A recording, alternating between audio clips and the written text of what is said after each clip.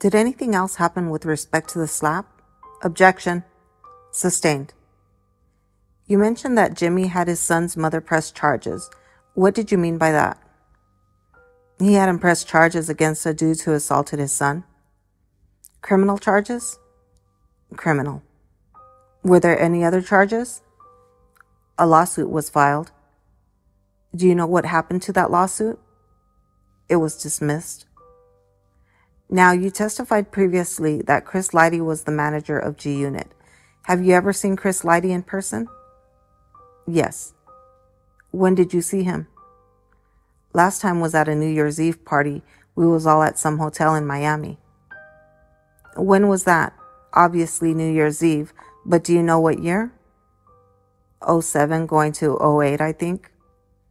Who was at that party? Just a bunch of family and friends. Was Jimmy there? Yes. Anyone else that you recall? Teddy, his son, his family and friends.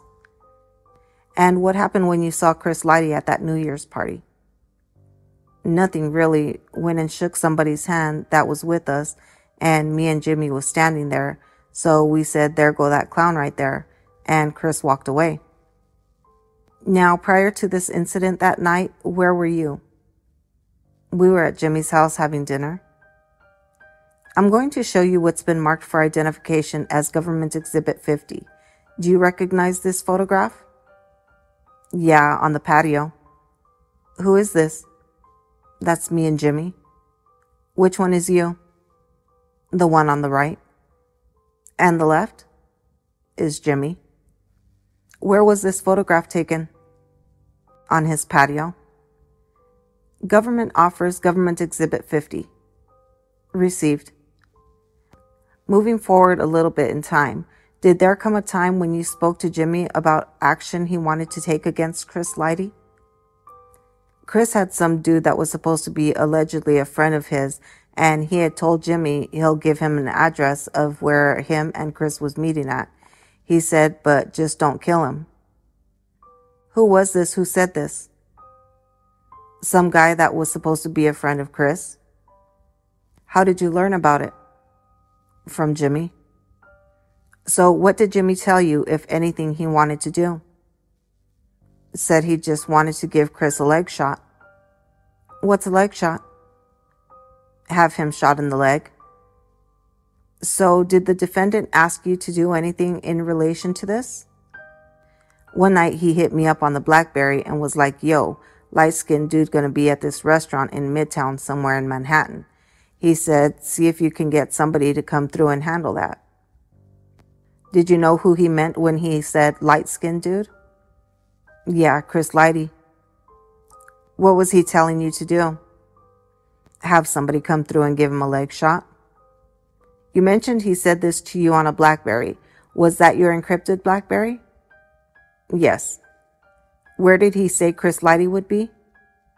At some restaurant in Manhattan. And what did you do, if anything? I said okay and put the phone down, kept watching TV, hit him back a few minutes later and was like, yo, wait for my guy to hit me back, but I don't think it's going to happen. Then he hit me back asking me what's up, and I was like, nah, I don't think we're going to be able to come through. And then he was like, all right. Where were you at this time? I was at home. Where was home? It was in Jersey. And when you responded to the defendant, what were you telling him? I was telling him that I couldn't get nobody to do it. Did you look for somebody to do it? Nah, I told him it was a bad idea. Why did you think it was a bad idea? It was all going to point back to us. By that time, a dude, Lodi Mac, had got knocked off, so I was going to paper. It was a lot of going on with the drugs. You know, Stash House had got raided. It was just too much going on to be having Chris clapped in the leg. Chris was a square. His father was ex-law enforcement. Nobody had time for that nonsense, man. So it's like, Abdul, this shit is a bad idea right now. When said Chris was a square, what do you mean by that?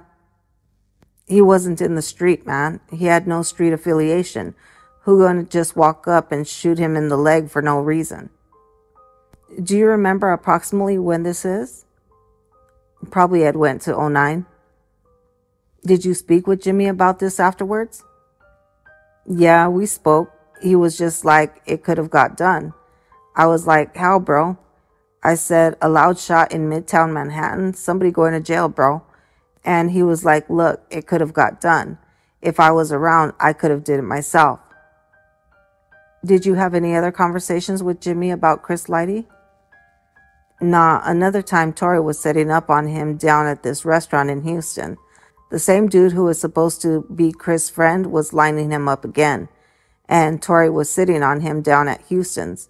And I found out about it, hit Tori up. What is Houston's? A restaurant. Where? They have them all over, but this one was down on Park and in the 20s. So what did the defendant tell you Tori was doing? Was sitting on Chris down there. What does that mean? Sitting there waiting for him to come out of Houston's to put the leg shot in him. And so what event? You said you contacted Tori, is that correct? Yeah, Tori is like, yo, it don't look good down here. There's a police car right in front of Houston's. I was like, all right, bro, you need to just spread out then, just go ahead and leave. He said, yeah, that's what I'm going to do. What did you mean by spread out? Leave. What did Tori tell you he was there to do? Give him a leg shot. Give who a leg shot? Chris Lighty. Did Tori say whether he was by himself or with others? He said he had his shooter with him. And how was it, if you know, that the defendant was getting information about the location of Chris Lighty? Somebody that was cool with Chris Lighty. How do you know that? From the defendant, from Jimmy. What did he tell you? He said he had somebody who was cool with Chris Lighty giving him information. Did you ever talk with the defendant about any other members of Chris Lighty's family? One time we were at leaving SOBs from a function. He had Jason drive him in this red Expedition that D had. Whose red Expedition? D. It was an older Expedition. Jason was driving him in it. And then where were you? We was downtown Manhattan at this point, called SOBs. What kind of spot is SOBs? Like a bar, lounge, entertainment. And we were leaving there, and he said he had a line on Chris Lighty brother that live up in Westchester, and he was going up there to check it out and was going to have Jason drive him. Spoke to him afterward and said he seen the dude up there. He sat on him for a while, and he let some shots off at him. He said he think he hit him. He don't know, he said, but he let a few rounds off on him with his .22 with a silencer. So you had a conversation with the defendant outside of SOBs, is that correct? Yes. And was anyone else present for that conversation? It was just me and him talking. It was other people there, but it was just him and I talking. Did he leave? Yeah, him and Jason left. Did you see him leave with Jason? Yes. And then afterwards, you said you had a conversation about what had happened? Yes. What did Jimmy say he had done? He said he sat up there for a while, sat on him, saw the dude, and he let some rounds off at him. What gun did you say he had? His .22 with a silencer. Did he talk about other members of G Unit at this time? No. Now, I am going to direct your attention to August of 2009. Did you have any conversations with Jimmy related to G Unit feud at that time? He was going down to Miami for the weekend, Kez's birthday. We was throwing him a party and we was all going down there. He met me uptown by the barbershop because we had to talk about, I was asking him his opinion. I was like, yo, should I still mail this, ship this work in, or just wait until we get back from Miami? You said a barbershop. What barbershop was that? It was a barbershop I used to get my hair cut in Harlem on 145th between Amsterdam and Broadway. You met with the defendant there? Yes. What were you talking about? I was asking his opinion. I was just like, yo, y'all gonna be out of town in Miami. I said, should I just have this work shipped in? Because he was leaving on a Thursday. I know I was leaving on a Thursday. I said, so should I have it shipped in, just held at the stash house, or just wait till we get back? What was the it? The coke. We had some work coming in from LA, so we was going over that. And so it was a sidebar. He was like, yo, when you see Tory man, tell him to give Slim some money. Slim told me they only gave him $1,000 and he just came home and that ain't no money. Dude making money right now. Tell him give him more than that.